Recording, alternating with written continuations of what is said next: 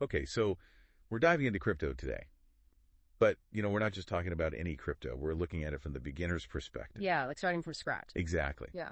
What are the cryptos to consider if you're, brand new to this whole thing? Yeah. Luckily for us, Yeah. our source for this deep dive has some serious experience in this Let's hear it. world. So what have they got to say?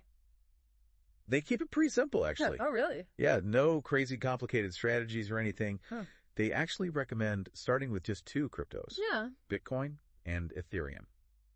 Interesting. Those are the two you hear about the most anyway, even outside of the crypto world, Everyone's at least heard of Bitcoin. Right, exactly. Yeah. So I guess it kind of makes sense. Yeah. But still, why just those two? Why are those considered, I guess, the best for beginners? Well, Bitcoin is the original, the OG crypto, right? It's like the one that kind of paved the way for all the rest. It's, I guess you could say, the gold standard of cryptocurrency. Ethereum, though, that one brought something new to the table. Right. Smart contracts, which opened up the whole new world of what you can do with crypto. Okay. Decentralized applications and all that. The thing is, they both dominate the market. Huge chunk of the market share, Which is good because it means there's just tons of information out there about them. So it's not just that they're the most well known. Yeah. They actually have the substance to back it up. Yeah, exactly. They're the foundation. So if you're starting out, those are a good place to get your feet wet. Yeah. Really learn the basics. Get comfortable, understand what's going on. And then our source says you can start exploring what they call alts and niches. What's that about? Okay, so alts and niches. Yeah. I'm curious about that. I was too. So I'm thinking Bitcoin, Ethereum. It's like that's step one. Yeah, that's like building your foundation. Right. And then once you've got that solid base, okay, you can start looking at the rest of the house. Right. Okay. Yeah, I like that analogy. So alts are like the rest of the house. So alts, the way I understand it, is basically any cryptocurrency that's not Bitcoin. Mm-hmm. So it's a pretty broad category. Sorry. Gotcha. And there's a ton of different.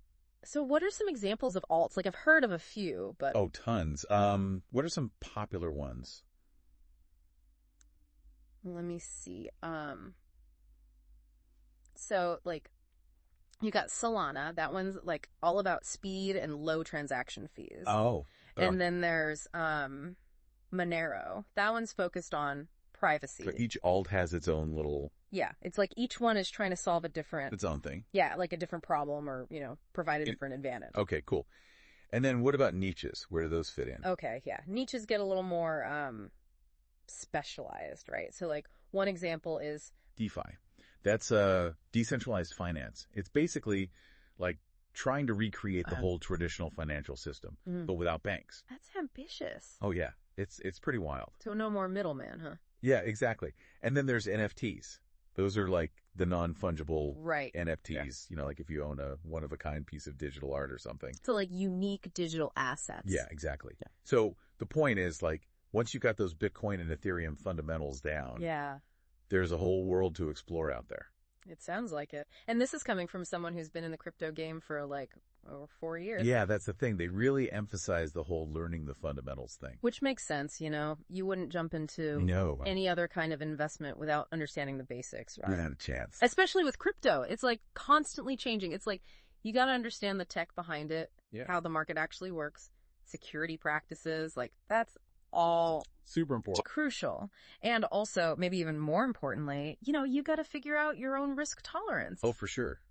Because crypto, it can be super volatile, right? Totally. One day it's up, the next day it's down. Exactly. So knowing how much risk you're actually comfortable with is key. Makes sense. Okay, so I think I'm getting this. Step 1, build a solid foundation with Bitcoin and Ethereum. Yeah. And then once we understand those, we can, start venturing out into alts, niches.